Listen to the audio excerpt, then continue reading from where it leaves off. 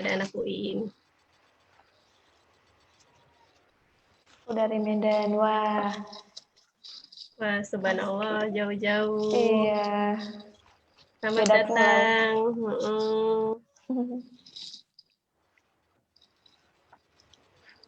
Selamat datang.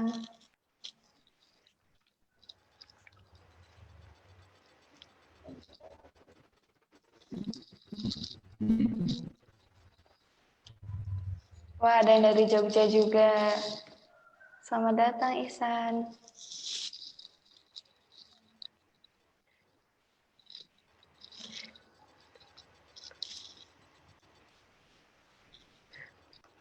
Selamat datang, Mas Ihsan. Selamat bergabung.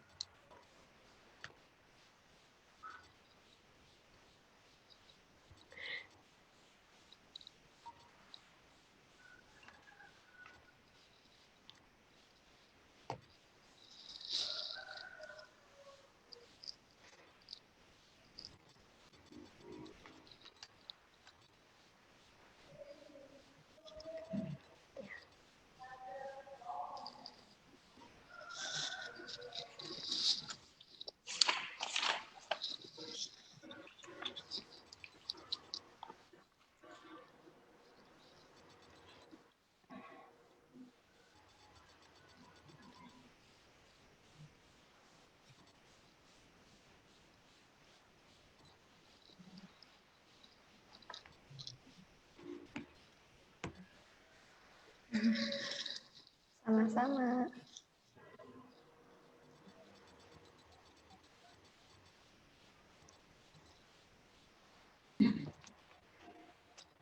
Di sini ada yang masih siswa pelajar SMA atau SMP.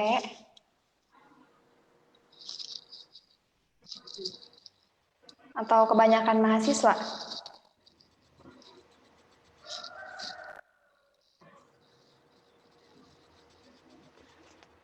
Atau bahkan ada yang dosen.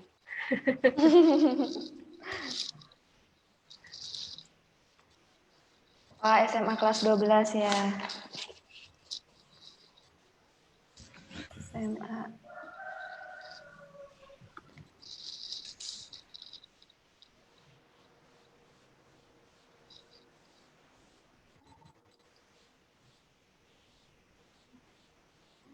Mahasiswa. Wah, berarti beragam ya. Ada yang mahasiswa, ada yang pelajar SMA.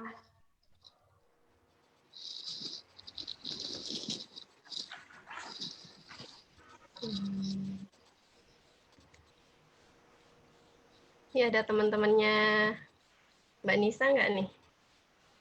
Kayaknya ada nih. Teman sekelas mungkin? Iya, ada Kak Miftah, Milenia. Halo. Halo Sama-sama teman-teman. mahasiswa ya. Iya.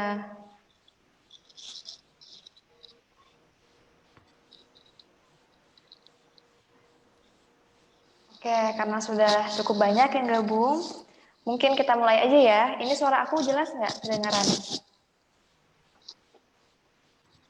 Jelas kok. Jelas, oke. Bismillahirrahmanirrahim. Assalamualaikum warahmatullahi wabarakatuh. Halo teman-teman, selamat datang di webinar Terus Sehat di Era New Normal yang diselenggarakan oleh Go English, English Literacy School, bekerja sama dengan Mata Garuda Daerah Istimewa Yogyakarta II, Socio Education Community, dan Komunitas Himawari.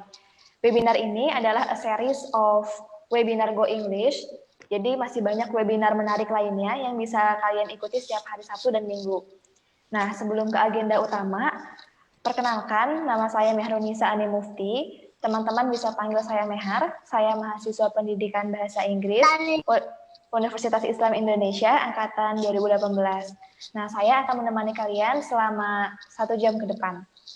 Teman-teman, seperti yang kita ketahui, bahwa pandemi COVID-19 di Indonesia ini sudah berlangsung selama kurang lebih 7 bulan. Terhitung hingga hari ini ada sekitar 241.000 pasien positif dan 9.448 masyarakat Indonesia yang meninggal.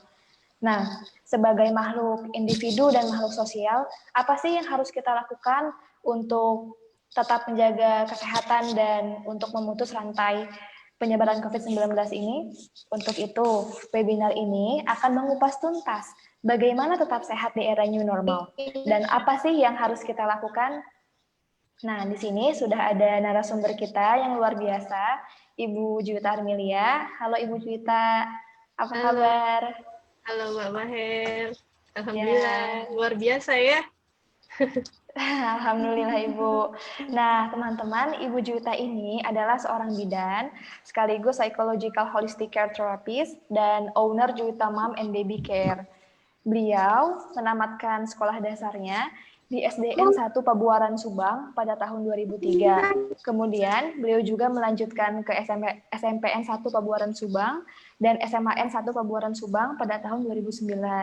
Beliau mengambil diploma 3 kebidanan Fakultas Kedokteran Universitas Padjadjaran Bandung dan lulus tahun 2012. Nah, pada tahun 2018 sampai sekarang, beliau tercatat sebagai mahasiswa Unpam Tangerang Selatan. Nah, baik bagi kalian yang memiliki pertanyaan saat materi nanti mungkin bisa dicatat di chat box atau bisa juga ditanyakan langsung pada sesi tanya jawab nanti. Nah, sekarang materi akan disampaikan kurang lebih selama 30 menit dan sesi tanya jawab selama 25 menit. Mari kita sambut Ibu Juwita Armilia. Kepada Ibu Juwita, langsung aja kami persilahkan. Iya. Terima kasih Mbak Maher atas kesempatannya. Assalamualaikum warahmatullahi wabarakatuh.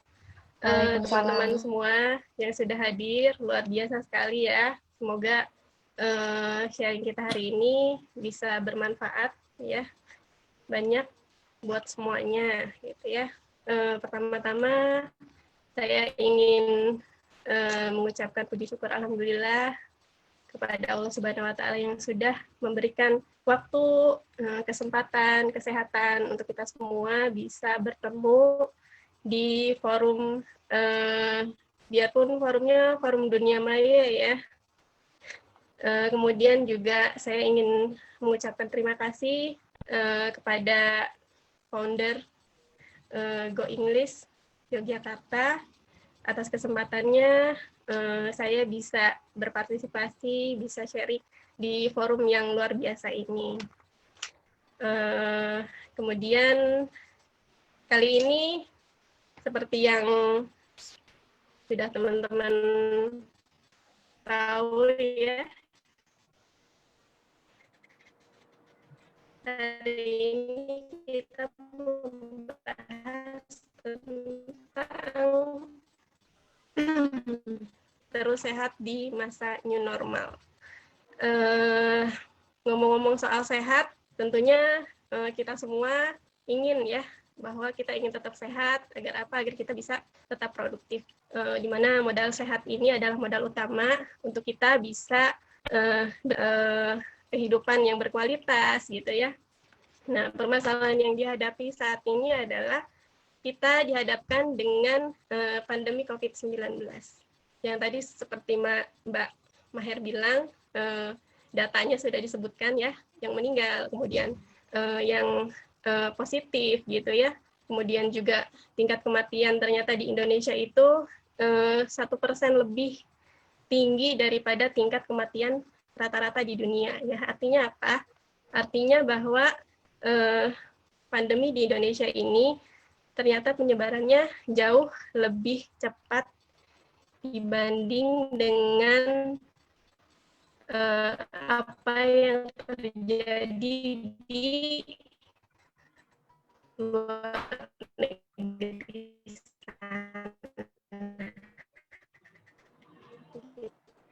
ya. Kita mulai. Saya ingin memulai pembahasan kali ini dengan dealing with uncertainty. Kita tahu bahwa pandemi ini adalah masa di mana titik kritis dari kondisi yang sebelumnya kita bisa bebas beraktivitas gitu ya, kita bebas jalan-jalan, kita bebas kongko mungkin sama teman-teman gitu ya. Teman-teman di sini juga pasti rasakan bahwa ada perubahan yang memang sangat signifikan gitu ya. Ada mungkin di sebagian orang yang memang mengalami suatu jet lag gitu ya, istilahnya kaget gitu, sehingga lama sekali gitu untuk beradaptasi gitu, untuk menyadari gitu bahwa kondisi ini memang real saat ini terjadi gitu, dan waktunya memang sudah cukup ya panjang, sudah 7 bulan gitu ya, kira-kira kita sudah berada pada kondisi pandemi ini. Nah, ini bukan untuk menakut-nakuti ya, ini bukan untuk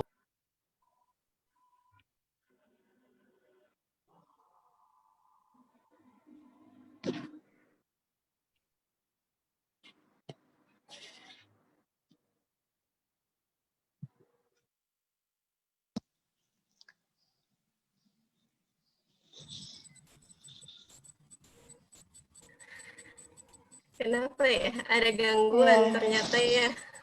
Iya, itu sinyal ya apa gimana Ibu? Mungkin sinyal bisa jadi. Mohon bisa maaf dilanjut. ya. Ini suara saya sudah jelas kan ya? Ya, insya Allah sudah jelas sekarang. Suara saya sudah. Kita lanjutkan ya. Mungkin nggak, koneksinya kurang stabil kayaknya ya. Teman-teman yang paham bahasa Inggris lebih paham daripada saya bahwa sekarang itu terjadi yang namanya uncertainty. Uncertainty itu adalah keadaan di mana kondisi yang kita hadapi itu tidak menentu gitu ya, tidak tidak jelas gitu. Karena apa? Karena saat ini kita dihadapkan dengan sesuatu yang tidak terlihat oleh mata, itu dalam hal ini virus gitu ya, sehingga banyak orang yang bertanya-tanya gitu kan, kapan sih si virus ini tuh bakal pergi gitu ya, kapan sih keadaan ini tuh bakal selesai gitu, terus terus apa sih yang sudah dilakukan orang-orang gitu ya dengan adanya pandemi ini gitu.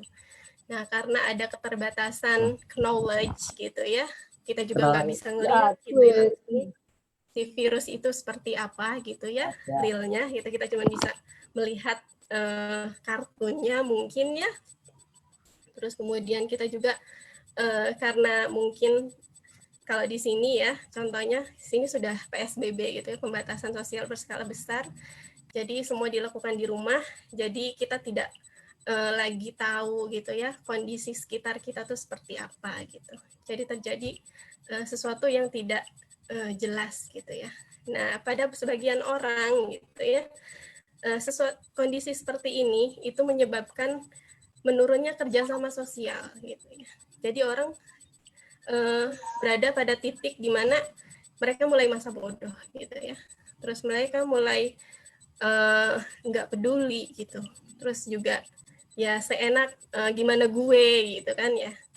Nah, yuk pertama kali yang harus dilakukan kita saat ini adalah dealing dengan keadaan yang tidak jelas ini. Dengan apa? Dengan mulai membuka diri dengan berbagai macam informasi yang memang akurat gitu ya. Dan ini menurut saya ambil ini dari beberapa headline berita yang terjadi kurang lebih rentang waktu 2-3 bulan saat ini, terhitung 2-3 bulan sampai bulan September ini. Mungkin ini yang paling menarik perhatian dan memang layak menjadi renungan buat kita semua gitu ya. Ini yang pertama ada sekolah siap dibuka gitu ya. Ternyata 113 anak di Surabaya itu positif COVID-19 dan 5 meninggal dunia gitu ya. Kemudian ada yang rela berjubel di mall gitu ya, belanja gitu. Ternyata salah satu kasir itu terbukti positif COVID. Akhirnya apa? Para pembeli akhirnya cemas gitu ya, mengalami kecemasan. Kemudian juga ternyata di Indonesia ditemukan mutasi virus corona yang diklaim lebih menular daripada di Wuhan, Cina. Ya, adanya di Indonesia dan itu sejak Maret, gitu ya. Terus kemudian update-nya sekarang update global gitu ya. Ternyata pandemi ini kan pandemi adalah sesuatu yang terjadi global gitu ya. Dan sekarang di dunia itu data terakhir ini adalah 30,3 juta kasus positif. 949.000 meninggal dan ini terjadi lonjakan yang lumayan drastis gitu ya, terutama juga di Eropa. Terus kemudian ada juga gitu yang nggak punya komorbid, nggak punya penyakit kronis, nggak punya penyakit bawaan sebelumnya, masih muda, seorang dokter gitu ya di RSUD Sutomo ternyata meninggal dunia karena positif COVID-19. Nah, ini nanti kita bahas lebih lanjut ya. Ini pembuka gitu ya. Semoga kita lebih aware lagi nih terhadap kondisi sekitar kita gitu ya. Seperti itu.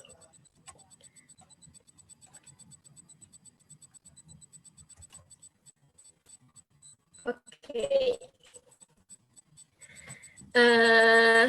Ngomong-ngomong soal pandemi gitu ya. Memang pandemi ini diibaratkan memang adalah perang gitu ya. Saya ini kutip dari salah satu filsuf China, Sun Tzu, gitu ya. Ketika perang gitu ya, ketika Anda mengenali musuh Anda dan kenali siapa Anda gitu ya, maka dalam 100 peperangan Anda tidak akan dikalahkan. Ketika Anda abai terhadap musuh Anda, tapi Anda mengetahui kemampuan Anda, maka kesempatan Anda untuk menang atau kalah itu sebanding. Tapi ketika Anda abai terhadap musuh Anda, gitu ya, abai terhadap kemampuan Anda, maka Anda pasti kalah dalam setiap peperangan. Konteks kali ini jelas pandemi ini adalah perang, ya. Perang dengan apa? Perang dengan virus. Sesuatu yang apalagi tidak terlihat gitu ya, kasat mata. Dan ketika dia menginfeksi seseorang gitu ya, bahkan dia tidak meninggalkan jejak gitu ya, dia tidak meninggalkan suatu tanda gitu ya, karena memang kita semua tahu ya, kalau misalnya ada juga orang yang bahkan tidak bergejala gitu, tapi ternyata dia bisa menginfeksi orang lain. Ada juga yang cuman gejalanya mild, ringan gitu ya, tapi dia tetap bisa menginfeksi orang lain gitu ya, yang mungkin tanpa sadar gitu ya, ketika dia abai, dia bisa secara tidak sengaja ikut mencelakakan orang lain gitu. Seperti itu. Maka di sini seperti kata Sun Tzu gitu ya, bahwa kita tuh harus gitu mengenali gitu musuh kita, dalam hal ini virus itu seperti apa sih. Terus kita juga harus aware sama diri kita gitu. Kita lebih kenal lagi siapa diri kita, lebih aware lagi kepada sekitar gitu ya. Agar apa harapannya? Kita bisa tetap sehat. Kita bisa selamat bareng-bareng gitu ya. Kita bisa kembali hidup normal, old normal seperti sebelum pandemi ini terjadi gitu. Nah, kita ini adalah cycle yang tidak bisa dipisahkan dengan situasi pandemi COVID-19. Ya. Kita tahu Indonesia sekarang masih berjuang gitu ya, dari bulan Maret sampai sekarang gitu ya, sudah terhitung 7 bulan lamanya gitu ya. Kemudian kita harus menerapkan perilaku hidup sehat. Ada juga diterapkannya new normal gitu, yang isinya itu ya tadi ya, perilaku hidup bersih dan sehat, kemudian protokol kesehatan gitu ya. Nah, social distancing, physical distancing, gitu ya, PSBB, protokol kesehatan, ini adalah cycle yang tidak bisa dipisahkan dari situasi COVID-19. Keyword di mana kita memang harus melakukannya gitu. Oke. Semua orang pengen sehat kan ya, tapi apakah kita tahu gitu ya, sehat itu apa sih? Sehat itu yang kayak gimana sih? Apakah kita tahu nggak seberapa sehatkah kita? Seberapa kuatkah imunitas kita? Kita bisa menilai atau tidak? Tentu semua orang tidak tahu gitu persis gitu ya seberapa sehat sih kita. Nah, di kesehatan itu ada model sehat sakit ya. Namanya rentang sehat sakit. Kalau teman-teman tahu, sebelum abad 21, orang-orang memandang sehat sakit itu seperti hitam dan putih gitu ya. Kalau nggak sehat ya dia sakit gitu. Kalau orang sehat itu berarti orang yang nggak kena penyakit gitu. Tapi kalau orang yang sakit, orang yang ya punya penyakit gitu. Tapi setelah abad 21 gitu ya, si sehat sakit ini diperluas gitu ya, dimodelkan. Namanya rentang sehat sakit atau lebih dikenal kontinum sehat sakit. Di mana sehat dan sakit itu punya rentang gitu ya. Semakin kita optimal, semakin kita baik beradaptasi dengan keadaan, dengan lingkungan, semakin baik pola hidup kita gitu ya, maka semakin optimal kesehatan yang bisa kita raih gitu. Bahkan tingkatan teratasnya adalah sejahtera gitu ya.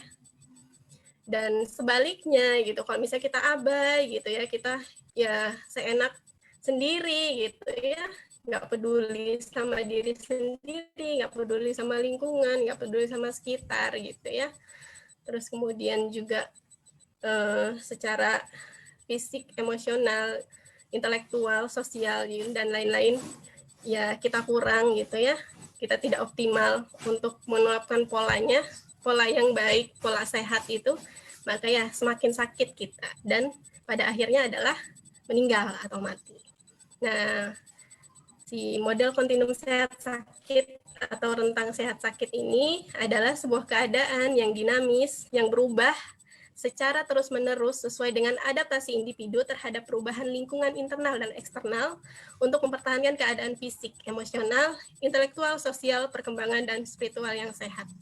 Jadi komponen-komponen ini ketika kita bisa mengupayakan secara optimal gitu ya, maka ya kemungkinan untuk kita sehat dan optimal bahkan sejahtera itu bisa diwujudkan gitu. Dan kita semua gitu ya menurut teorinya ini sedang berjalan pada rentang sehat sakit ini. Nah, kita bisa menilai sendiri ya, apalagi dalam konteks pandemi COVID-19 ini gitu. Kira-kira kita lagi ada di mana nih gitu. Atau kira-kira kita sehatnya lagi berada di rentang seperti apa gitu. Nah, semoga dengan model ini semua enggak lantas kemudian over optimis gitu. Terus enggak rasional lagi gitu. Oh, saya tuh sehat kok gitu. Saya masih muda dan sebagainya hingga ya abai gitu ya akhirnya. Jangan sampai seperti itu ya. Nah, kesehatan itu bukan berarti segala-galanya. Ini saya tekankan ya. Karena barangkali banyak dari kita gitu, mungkin juga termasuk saya yang tidak terlalu aware gitu ya dengan kesehatan kita gitu ya, nggak tahu gitu loh. Mungkin masih menganggap ya kita sehat gitu, tapi kita kan nggak tahu ya kita sehatnya sehat segimana gitu.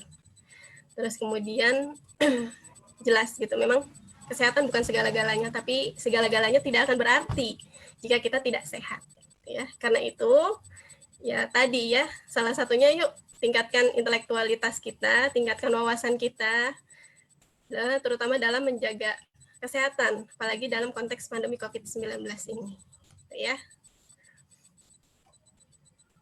Oke, ini cycle yang pertama tadi ya, ini sudah jelas. Pola hidup bersih dan sehat. Nah, pola hidup bersih dan sehat ini adalah gaya hidup ya, dengan memperhatikan faktor-faktor tertentu yang mempengaruhi kesehatan, antara lain makanan, olahraga, istirahat, dan stres. Gitu ya.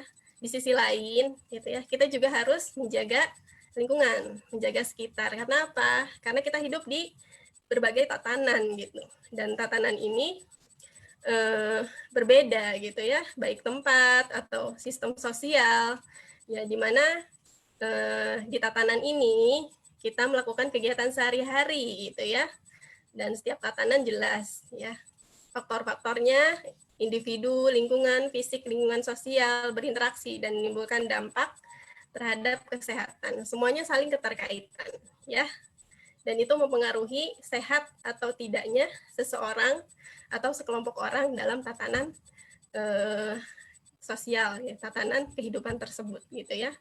Nah, sedangkan sampai saat ini kita tahu ya vaksin untuk mencegah dan obat khusus, obat spesifik untuk mengobati virus corona ini belum ditemukan. Maka cara satu-satunya, cara terbaik saat ini dan yang paling efektif adalah dengan mencegah, yaitu dengan menerapkan perilaku hidup bersih dan sehat. Salah satunya ya. Oke. Ini adalah cycle lain dalam upaya mencegah ya, mencegah virus COVID-19, yaitu dengan social distancing. Ini saya ambil dari websitenya BNPB. Jadi akurat insya Allah ya. Social distancing ini lamun apa ieu sih? sampai sini lu nepona. Social distancing ini penting ya untuk mencegah dan memperlambat potensi penyebaran virus COVID-19 ya. Terus kemudian juga dia mencegah overcapacity ya di fasilitas kesehatan sehingga semua pasien yang memang memerlukan perawatan bisa tertangani dengan baik. Kita tahu ya bahwa kalau misalnya teman-teman sering aware gitu ya, sering update informasi terbaru gitu ya, banyak sekali fakta-fakta yang memang khususnya di daerah Jakarta, Jabodetabek, itu pemerintahnya bahkan harus menambah kapasitas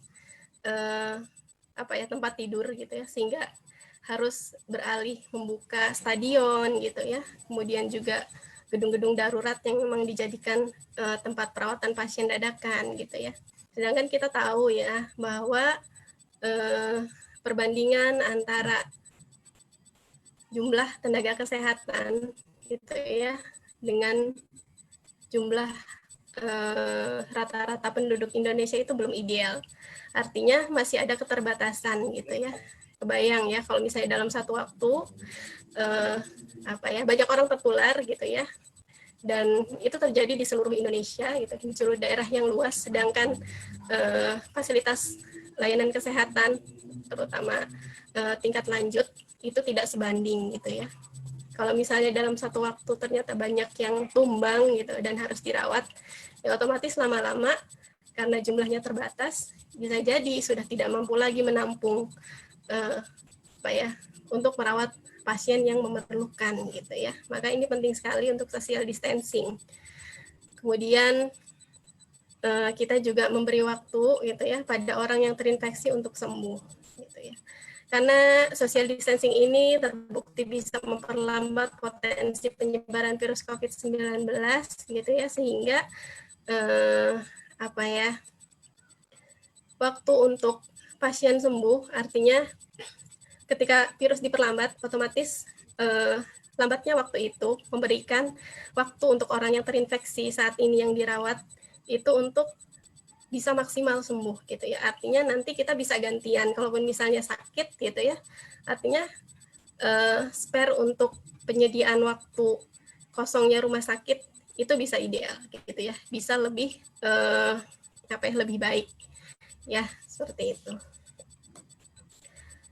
Social distancing itu ya diurai jaga jarak gitu ya, 1 meter minimal dengan orang misalnya. Terus kemudian hindari kerumunan, kemudian tetap di rumah. Terus jangan lupa juga berjemur gitu ya. Berjemur pun jangan lupa jaga jarak gitu ya. Teman-teman juga sebisa mungkin menghindari keramaian, sebisa mungkin tetap di rumah gitu ya. Karena semua orang tahu gitu ya, kalau misalnya saat pandemi COVID-19 ini yang notabene adalah perang, kalau kita perang gitu ya, rata-rata orang pasti bersembunyi di gua gitu ya, bersembunyi di tempat-tempat yang aman gitu. Maka ketika misalnya pandemi ini diusahakan tetap di rumah gitu ya, untuk melakukan berbagai pekerjaan dari rumah gitu ya. Oke. Ini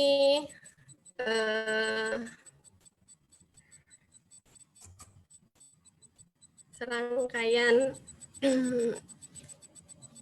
sama protokol kesehatan juga. Kalau ini saya lebih suka menyebutnya dengan istilah cara baru saling jaga ya. Kita jaga diri, jaga sesama gitu ya, dari ya COVID-19 ini gitu. Jangan sampai kita tertular ataupun menularkan orang lain gitu ya. Jelas gitu ya. Ini to-do list yang memang harus dilakukan. Yang pertama menggunakan masker, jelas ya, apalagi kalau misalnya kita demam, batuk gitu ya. Terus ya jangan lupa diterapkan etika batuknya gitu ya. Jadi nggak sembarangan.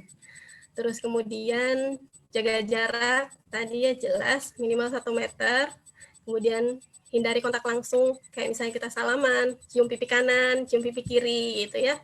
Terus kita hindari kerumunan dan pertemuan berkelompok gitu ya.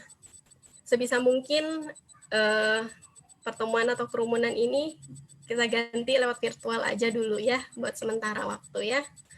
Kemudian jika tidak sehat, ya di rumah aja gitu ya, sampai benar-benar kita merasa badan kita sudah sehat, betul-betul sehat gitu ya. Terus kita ikuti panduan resmi dan perkembangan informasi yang akurat gitu ya, jangan sampai kita mengikuti informasi yang nggak jelas gitu ya, sumbernya dari mana gitu ya. Terus juga orang yang memberikan informasi itu qualified atau tidak.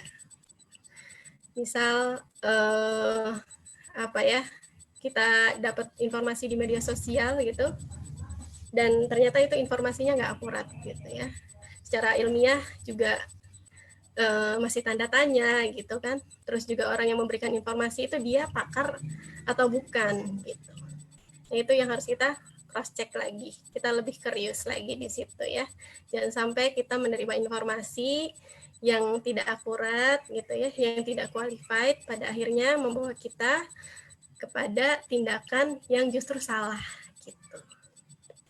Kemudian kita batasi menggunakan transportasi publik gitu ya, kecuali kalau mendesak banget. Nah, ini juga ada penelitian ilmiahnya gitu ya. Kalau tidak salah awal Maret, Mei, April itu pernah dilakukan penelitian random pada salah satu transportasi umum di Jakarta gitu ya, Jakarta Bogor.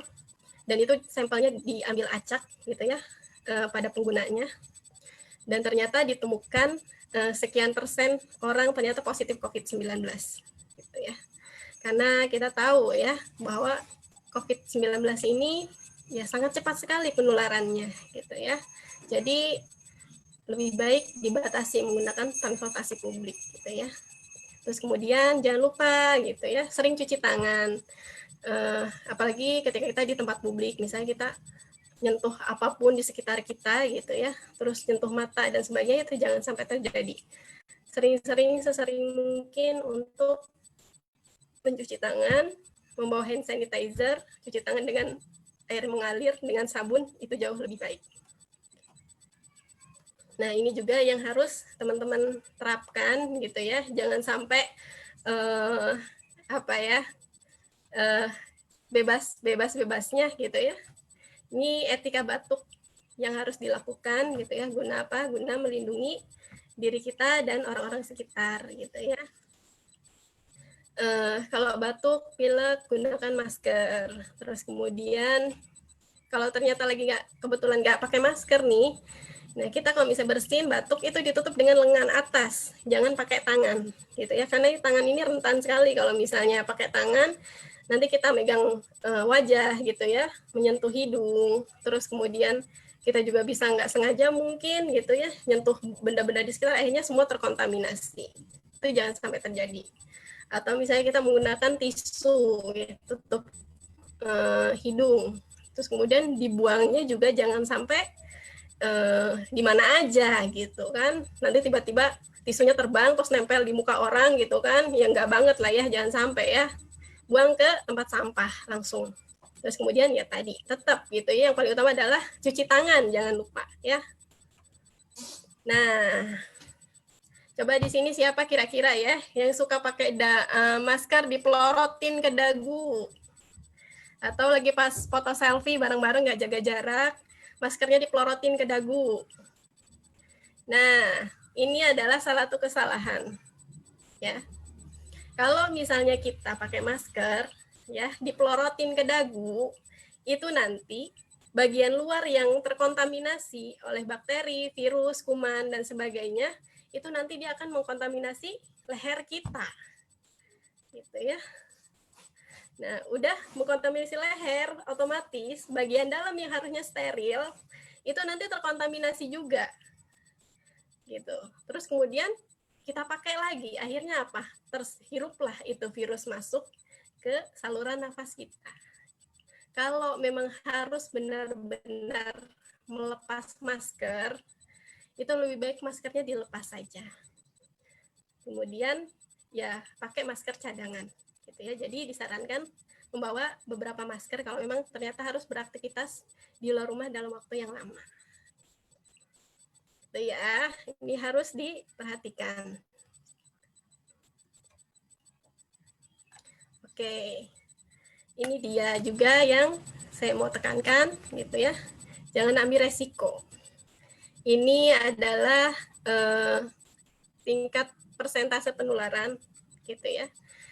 Kalau ternyata ada orang yang membawa virus corona, gitu ya, yang positif COVID, yang mungkin tanpa gejala atau misalnya gejala yang mirip ringan, ketemu sama orang sehat gitu ya, nggak pakai masker dua-duanya, tingkat penularannya 100%.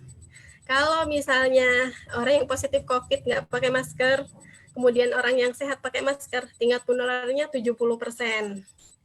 Kalau orang yang positif COVID gitu ya, yang pembawa COVID ini pakai masker, ketemu sama orang sehat yang pakai masker, penularannya 5%. Tapi kalau dua-duanya pakai masker, itu penularannya rendah sekali, cuma 1,5%. Kita tahu ya, lebih baik kita saling menjaga gitu ya. Karena kita nggak tahu nih gitu ya, apakah mungkin teman dekat kita atau saudara kita gitu ya. Ternyata bisa jadi dia positif COVID-19. Terus kemudian menularkan ke kita. Kemudian kita menularkan lagi. Karena di COVID-19 ini ada istilah super spreader.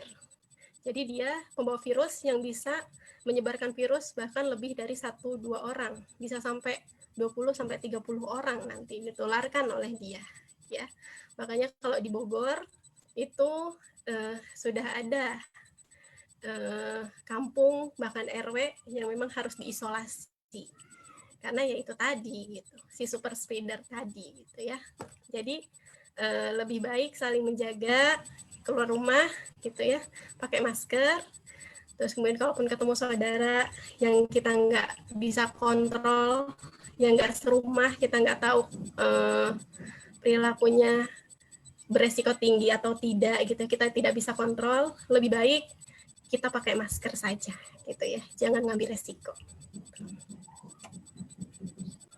Nah, selain dijaga gitu ya, dicegah dengan protokol kesehatan, kita juga harus menjaga imunitas gitu ya, menunjang imunitas kita dengan apa? Dengan makanan sehat gitu ya, nggak harus mahal ya, sayuran gitu, daun singkong, buncis dan sebagainya, terus kemudian pisang, apel, tahu tempe gitu ya, sumber protein gitu ya, makanan yang seimbang. Ini bisa menjaga tubuh kita agar nggak mudah tumbang. Kemudian ini lifestyle yang harus diterapkan saat adaptasi kebiasaan baru. Terutama buat teman-teman yang masih harus beraktivitas di luar rumah gitu ya. Ini benda-benda yang memang wajib ada di tas. Jangan sampai campur sama orang lain gitu ya. Tisu kering, tisu basah, hand sanitizer, sabun cair gitu ya. terus kemudian alat makan, alat sholat sendiri, masker cadangan gitu ya, terus kantong untuk masker bekas pakai gitu ya. Nah ini yang harus sedia gitu ya untuk teman-teman yang masih aktif di luar rumah gitu ya. Nah ini yang paling sering dan paling banyak gitu. Kadang dari kita masih nawar-nawar gitu ya. Oh iya ini teman dekat kok, ini ya cuman keluarga dekat kok. Ini ya teman masih dari kecil gitu kan ya. Oh, ini tetangga saya, tetangga dekat dan sebagainya. Kita masih menawar-nawar gitu ya. Padahal ini adalah salah satu jalan untuk menularkan dan tertularkan virus. Sekarang sudah banyak ya klaster perkantoran, klaster rumah makan, bahkan sudah merambah ke unit terkecil masyarakat, yaitu klaster keluarga. Ya, jangan sampai ya buat teman-teman yang masih nawar-nawar, semoga kedepannya bisa diperbaiki ya.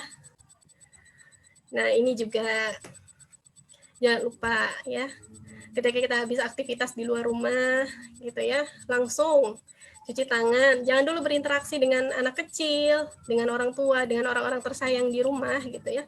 Langsung masuk kamar mandi, bajunya direndam dengan deterjen, dicuci aja langsung, mandi keramas gitu ya. Sudah barang-barang yang dibawa dari luar rumah langsung disemprot disinfektan gitu ya. Baru nanti kita sudah benar-benar bersih, sudah benar-benar yakin gitu ya.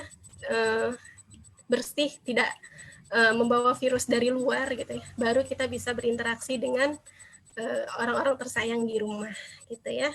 Kita harus bisa mungkin melindungi orang-orang yang rentan, terutama ya anak-anak dan orang tua. Nah ini juga buat relief stres, buat juga menyehatkan paru-paru kita, kemudian juga bisa untuk menambah hormon kebahagiaan, hormon endorfin kita gitu ya. Itu minimal kita lakukan aktivitas dari rumah itu 30 menit sehari.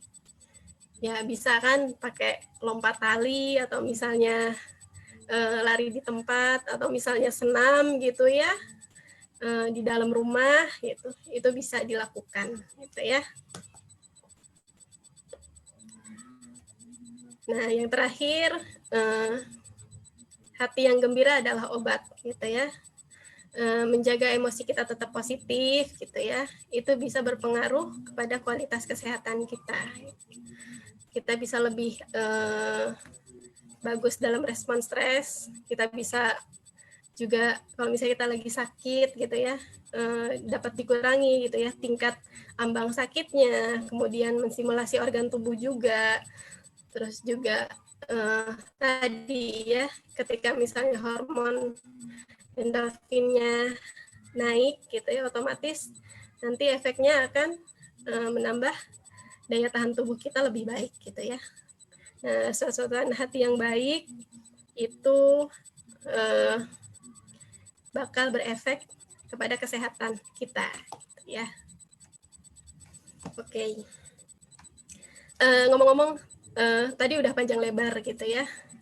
Mungkin dari teman-teman semua di sini udah aduh pakai masker, bosan banget gitu ya. Terus juga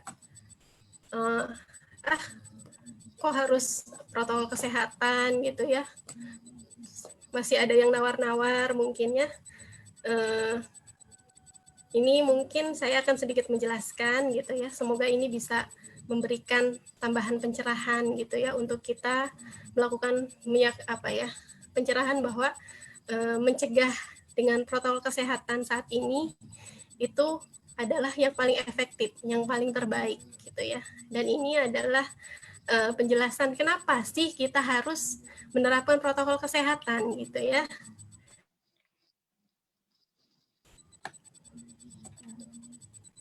Ini dia. Yang pertama, Ini saya kutip dari Dr. Maher, spesialis penyakit dalam dari Mount Elizabeth Singapura, Rumah Sakit Mount Elizabeth Singapura. Itu dia menjelaskan bahwa di dunia kedokteran itu ada yang dinamakan viral load. Nah, si viral load ini adalah jumlah kuantitatif partikel virus yang masuk ke dalam tubuh. Nah, menurut penelitian ilmiah, viral load ini adalah key factor atau faktor penting yang menentukan ringan atau beratnya infeksi dari COVID-19. Nah, kalau viral load yang masuk jumlahnya sangat banyak, gitu ya, sistem imunitas kita akan menjadi overwhelmed atau kewalahan karena virus sangat cepat berkembang. Gitu ya. Terus jika ini terjadi, virus ini kemudian akan turun dari hidung dan tenggorokan kita untuk menyerang sel-sel paru dan kemudian menyebabkan infeksi paru-paru berat gitu ya. Nah, yang paling buruk adalah kalau viral load ini sangat tinggi sehingga sistem imunitas bukan hanya kalah tapi mereka akan berantakan dan memproduksi reaksi imunitas berlebihan yang disebut cytokine storm atau badai sitokin. Mungkin teman-teman udah pernah mendengar apa itu badai sitokin ya. Nah, di mana imunitas badan yang seharusnya memprotek sel-sel sehat, memprotek badan kita, memprotek organ-organ kita, itu malah balik menyerang kepada sel-sel sehat dan organ-organ sehat kita gitu ya. Hasilnya apa gitu ya? Ya, sel-sel yang seharusnya sehat diserang gitu ya, akhirnya apa? Rusak gitu ya, sakit akhirnya gitu ya, organnya menjadi fungsinya menurun gitu. Lalu terjadi shock dan kematian dapat terjadi secara cepat gitu ya. Makanya ya tadi gitu ya, di awal ada dokter yang masih muda gitu ya, dokter lagi gitu ya, terus juga dia nggak punya penyakit kronis gitu, penyakit penyerta gitu, tiba-tiba dia kalah dalam pertempuran gitu ya. Salah satunya bisa jadi karena ya tadi si viral load-nya ini sangat tinggi, jadi ya dalam pertempuran imunitasnya kalah. Nah, kenapa harus protokol kesehatan, pakai masker gitu ya, proteksi maksimal gitu ya. Kemudian kita harus menjaga kebersihan, cuci tangan, jaga jarak, dan sebagainya. Ini salah satunya, gitu ya. Kita bisa mengurangi seefektif mungkin, sekecil mungkin paparan virus yang masuk ke badan kita. Gitu. Ya, Ibu, punten, waktunya 9 menit lagi. Mungkin kita langsung ke sesi tanya-jawab ya. Ada 2 penanya di sini. Pertanyaannya cukup menarik. Pertama ada dari Miftah Muhammad, katanya apakah benar kalau virus COVID itu bisa tertular lewat udara? Dan untuk korban meninggal COVID, apakah pure dari COVID? Apa ada pengaruh dari penyakit lain? Katanya. Dan jikalau ada pengaruh faktor lain, apa saja faktor yang mempengaruhi korban meninggal akibat COVID? Gitu. Oke. Siapa tadi yang nanya? Miftah ya? Miftah. Terima kasih atas pertanyaannya, bagus sekali ya. Yang pertama, COVID-19 ini ditularkan dari manusia ke manusia. Ini ya, bisa lihat di screen-nya. Salah satunya lewat droplet. Droplet itu adalah cairan ya yang keluar, yang menyembur ketika seseorang batuk atau bersin gitu ya. Atau misalnya ketika seorang bersin gitu ya, nutup muka, tangannya terkontaminasi terus berjabat tangan dengan orang lain. Nah, itu dia juga bisa tertular lewat situ. Nah, kemudian dari evidence base, penelitian terbaru bahwa ada media penularan yang lain. Ya, salah satunya ada airborne, terus kemudian juga ada aerosol.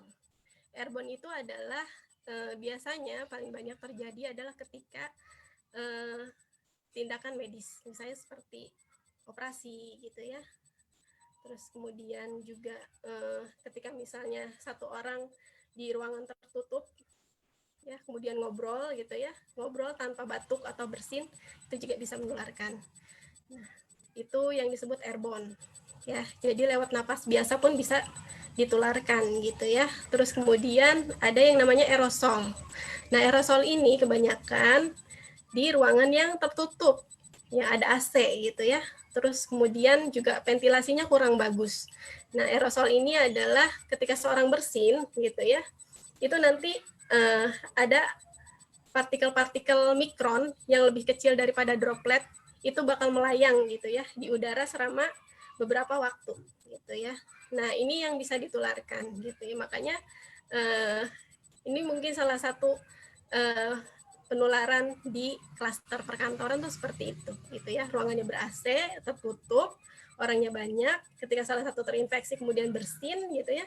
Nah, dari bersinnya itu ternyata ada aerosol gitu, partikel lebih kecil dari droplet yang melayang di udara masuk ke orang yang sehat, akhirnya ya terinfeksi juga.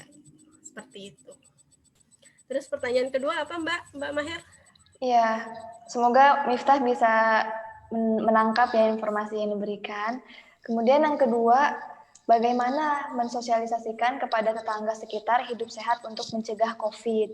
Ini dari Saudari Anita. Ini sebenarnya penjelasan di akhir ya. Sekalian berarti ya Ibu ya. Kita lanjut dulu ya. Nah ini the reason why kita harus menjaga jarak. Ini juga ada penelitian ilmiahnya gitu ya, bahwa percikan droplet ketika seorang batuk atau bersin itu bisa sejauh 1,8 meter gitu ya. Karena itu penting gitu, minimal jaga jarak dengan orang. Kalau di sini disebutkan 2 meter gitu ya. Jangan berkerumun, karena kalau misalnya 2 meter aja bisa tertular gitu, apalagi kita berkerumun gitu kan, ya jaraknya yang deketan, apalagi selfie bareng dan sebagainya gitu. Nah ini the reason kenapa kita harus menjaga jarak, sudah ada penelitiannya ya. Nah ini juga, nah teman-teman juga harus rajin banget menjaga kebersihan lingkungan, mau itu di rumah, di kantor gitu ya, di kampus dan sebagainya gitu ya. Ini ternyata diteliti lagi, virus corona itu punya waktu bertahan di berbagai benda. Di plastik bisa 2-3 hari, di kertas 4-5 hari, di kaca 4 hari, di kayu 4 hari gitu ya, di besi bisa 2-3 hari, di aluminium 28 hari, sarung tangan 8 jam, di karton atau kardus bisa sampai 24 jam gitu ya. Pokoknya harus rajin disinfeksi lingkungan. Pakai apa? Pakai disinfektan. Ini teman-teman bisa bikin dengan bahan yang biasa ada di rumah. Kalau teman-teman punya pemutih, pakai Proclean atau Biclean, ini campurin 15 ml aja sama 1 liter, dikocok, kemudian semprotkan ya ke benda-benda yang sekiranya berpotensi kayak remote, terus gagang pintu gitu ya, dari luar gitu, tangan kita udah terkontaminasi habis aktivitas di luar, semprotkan gitu ya. Terus kemudian bisa juga pakai karbol. Nah, teman-teman kalau punya karbol di rumah, 10 sendok bisa dicampurkan dengan 1 liter air gitu ya, masukkan ke semprotan buat nyemprot burung itu bisa kan ya, terus kemudian disemprotkan gitu. Ini ampuh untuk membunuh si virus gitu ya. Ini juga kalau misalnya kita kadang habis belanja di luar gitu ya, terus belanja sayur, makanan dan sebagainya, kadang kita kan nggak mungkin dong kita semprot pakai pemutih, nggak mungkin dong kita semprot pakai karbol gitu. Ini bisa jadiin alternatif buat teman-teman yang habis belanja gitu ya, sayur dan sebagainya, itu pakai cuka. Cukanya setengah cangkir, kemudian setengah gelas air dicampur. Kalau misalnya pengen wangi, bisa dicampurin minyak esensial oil gitu ya, tergantung teman-teman mau pakai apa gitu ya, lavender apa sebagainya silahkan. Ini buat makanan gitu ya, food grade. Oke. Terakhir coba ini ngajak sebenarnya teman-teman untuk merenung gitu ya, menilai diri sendiri gitu ya, termasuk saya, termasuk di manakah sih kita, termasuk yang manakah kita, termasuk yang manakah tindakan kita di masa pandemi COVID-19 ini gitu ya. Apakah seseorang yang kooperator, cooperation gitu ya, orang yang mementingkan kepentingan kolektif, kepentingan orang banyak gitu ya, atau misalnya non kooperator, orang yang mementingkan kepentingan pribadi gitu ya. Kayak misalnya sekarang ya udahlah nggak usah pakai masker gitu, ngapain sih gitu kan. Terus ada juga yang mungkin lebih berpikir, oh iya saya harus menjaga diri saya harus menjaga orang-orang sekitar juga gitu. Nah, kita termasuk yang mana? Terus tindakan kita seperti apa? Apakah kita sudah seorang yang perilaku kita selama ini sudah berkontribusi dan berkorban untuk kepentingan orang banyak gitu ya, kepentingan diri kita dan juga keluarga kita, kemudian lingkungan sekitar, atau misalnya orang yang selfish gitu ya, orang yang sama sekali tidak kooperatif dan mementingkan kepentingan pribadi gitu ya. Kira-kira kita yang mana? Gitu. Nah, we are in this together gitu ya. Tadi pertanyaannya adalah apa yang harus kita lakukan gitu ya. Kita tahu bahwa kita ini hidup dalam satu tatanan kehidupan yang sama, di mana ya jelas ketika satu orang melakukan sesuatu sedikit banyak gitu ya, besar atau kecil pasti berefek pada yang lainnya gitu ya. Maka dari itu apa sih yang harus kita lakukan gitu ya, bahwa saat ini kita dihadapkan dengan dilema sosial di mana kalau misalnya kita sendiri lihat keluar rumah gitu ya, ketika ke pasar masih banyak orang-orang yang nggak pakai masker gitu ya, ketika misalnya naik transportasi umum banyak orang yang nggak jaga jarak gitu ya, masker dipelorotin dan sebagainya gitu ya, kita menghadapi satu dilema gitu kan ya. Nah, apa sih yang harus kita lakukan gitu ketika terjadi hal seperti ini? Yang pertama adalah ya find accurate information tadi ya. Yang pertama kita harus dealing dulu dengan uncertainty gitu, dengan sesuatu yang memang tidak jelas gitu. Karena apa? Karena lack knowledge, lack of condition gitu. Jangan sampai kita sama sekali nggak punya informasi, nggak punya pengetahuan tentang pandemi ini gitu ya, tentang kenapa sih kita harus pakai masker gitu ya, melaksanakan protokol kesehatan dan sebagainya gitu ya, sehingga ya apa ya, menurunnya kerjasama sosial kita gitu ya, yang seharusnya kita berkontribusi juga besar gitu ya, berkontribusi untuk memutus penularan COVID-19 ini gitu, malah justru sebaliknya, jangan sampai seperti itu.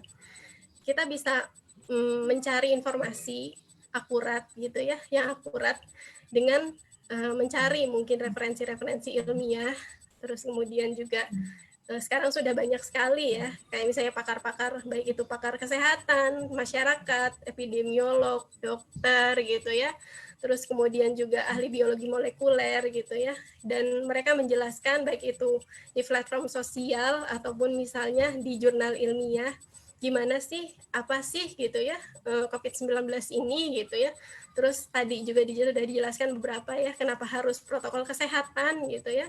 Terus kemudian juga misalnya ada isu apa, misalnya tentang vaksin dan sebagainya, carilah informasi yang akurat gitu, sehingga itu bisa memberikan acuan untuk kita melangkah yang benar gitu. Jangan sampai informasinya tidak akurat, akhirnya apa? Ya, kita jadi orang yang abai gitu ya, seperti itu. Nah, kemudian we are all important.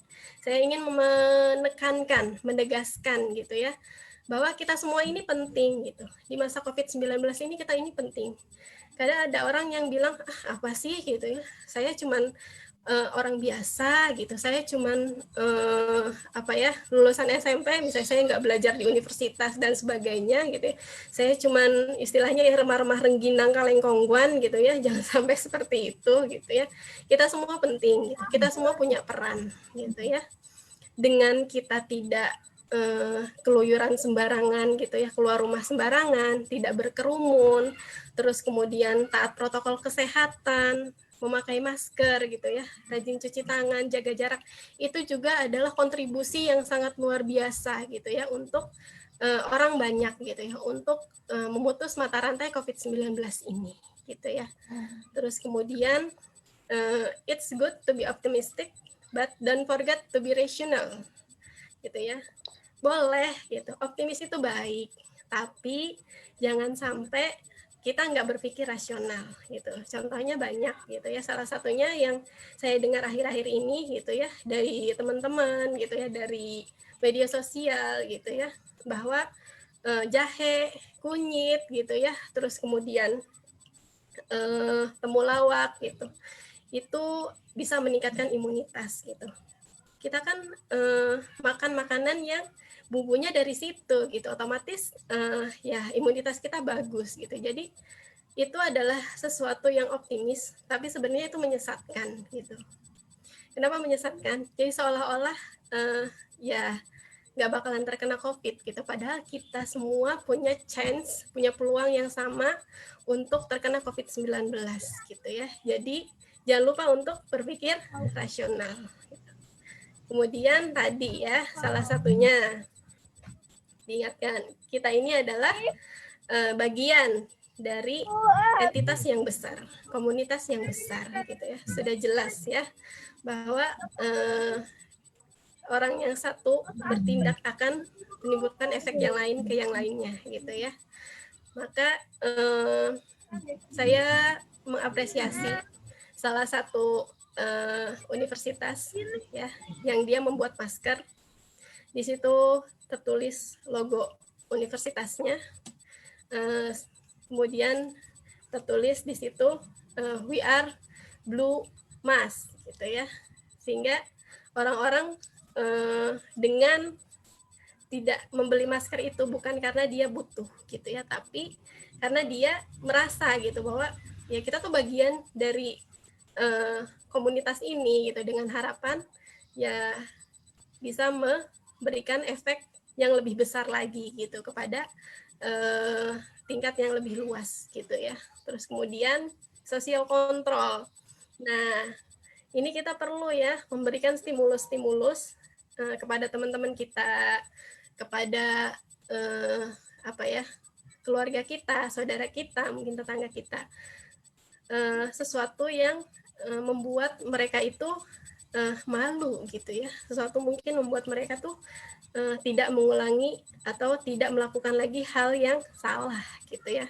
Kayak misalnya mungkin orang yang nggak pakai masker diingatkan gitu ya, pakai masker gitu ya. Dimulai dari diri kita sendiri juga gitu. Kita yang harus lebih dulu gitu menerapkan hal yang baik tersebut gitu. Sehingga ketika misalnya yang lain, ketika kita menjelaskan dan sebagainya, ya orang lain juga akan melihat dulu ke kita gitu. Seperti itu. Seperti itu mungkin Mbak Maher. Iya, makasih banyak Ibu atas pemaparannya. Mungkin karena waktunya sudah habis, bagi teman-teman yang memiliki pertanyaan lagi, bisa langsung PC ke Ibu Juwita ya Ibu ya, bisa ya? Boleh, Nah, bisa silahkan. Iya, terus beberapa pertanyaan mungkin yang nge-PC tapi belum sempat terjawab, mungkin bisa nanti ditanyakan lagi ke Ibu Juwita. Nah, karena kita berada di penghujung acara, saya ingatkan lagi untuk yang belum mengisi link sertifikat, boleh diisi dulu linknya di kolom chat. Dari diskusi hari ini dapat disimpulkan bahwa memang kesehatan itu harus dijaga, karena kesehatan itu bukanlah hal yang permanen, dia akan berubah-ubah sesuai dengan perubahan lingkungan. Seperti yang Ibu Juwita bilang, bahwa pola hidup sehat seperti berolahraga, makan makanan bergizi, cukup istirahat, itu penting. Apalagi pada masa new normal ini, kita juga harus melakukan social distancing, minimal 1 meter, menggunakan masker, rajin mencuci tangan, dan segera mengganti baju sehari bepergian dan membawa alat pribadi sendiri. Nah, kesimpulan yang tadi menutup acara webinar hari ini. Terima kasih banyak kepada teman-teman yang sudah hadir. Acara ini bekerjasama dengan Mata Garuda Daerah Istimewa Yogyakarta, Socio Education Community, dan Komunitas Himawari. Sekali lagi, kami mengucapkan terima kasih banyak kepada teman-teman, dan jangan lupa untuk mengisi link yang sudah ditulis di kolom chat. Dan tentunya terima kasih banyak kepada Ibu Juwita selaku pembicara hari ini. Karena diskusi hari ini sangat menarik dan informasinya sangat bermanfaat bagi kita semua. Akhir kata, mungkin saya akan tutup acara ini. Terima kasih banyak. Wassalamualaikum warahmatullahi wabarakatuh. Waalaikumsalam warahmatullahi wabarakatuh.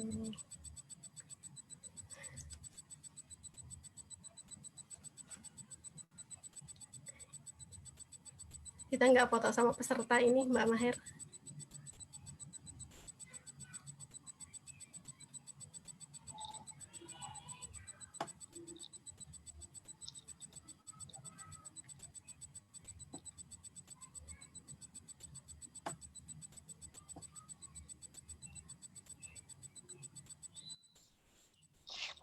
Kita memang belum ada sesi foto ya, Ibu? Iya, Harusnya. belum. Belum ya. Terima kasih Bu Jangan lupa Dokter. dokumentasi. Sama-sama. Waalaikumsalam. Sama-sama. Atau mau foto kalau sempat boleh. Mungkin yang masih ada di sini bisa open kamera, kita foto dulu. Walaupun nggak full tim ya, tapi setidaknya akan ada kenang-kenangan. Boleh teman-teman yang masih di sini nggak apa-apa. Buka kamera, Miftah Muhammad, Azki, Ibu Rani, Sari Wulandari, Krisanjaya. Mungkin kita bisa foto bersama. Nah, teman-teman, Mila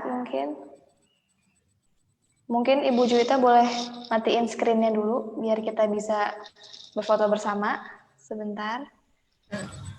Iya.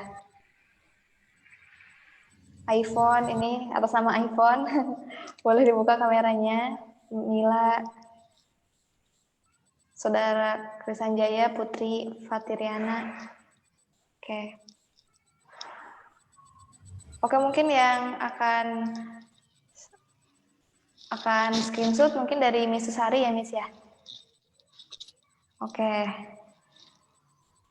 Siapa nih Miss yang akan menghitung? 1, 2, 3. Boleh Apakah deh saya? Oh ya, iya. ya boleh. Oke. Saya mohon maaf nggak open video ya. Iya. Boleh 1, 2, 3. Another pose mungkin 1, 2, 3.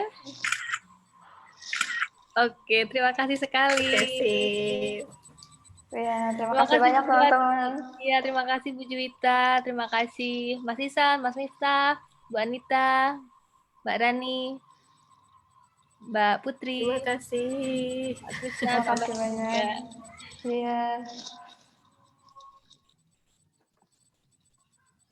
Ya, terima kasih Ibu. Sama-sama. Terima kasih ya.